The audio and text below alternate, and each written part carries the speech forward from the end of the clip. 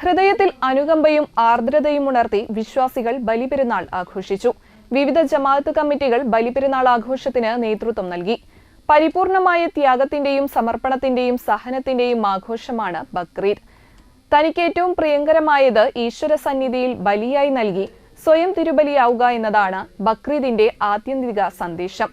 ഇബ്രാഹിം നബിയുടെയും മകൻ ഇസ്മായിൽ നബിയുടെയും ത്യാഗത്തിന്റെയും വിശ്വാസത്തിന്റെയും സ്മരണകൾ പുതുക്കി കേരളത്തിൽ ശനിയാഴ്ച നടന്ന ബലിപെരുന്നാൾ ആഘോഷത്തിന് മസ്ജിദുകളും വിശ്വാസികളുടെ വീടുകളും വർണ്ണാഭമായാണ് ഒരുങ്ങിയത്.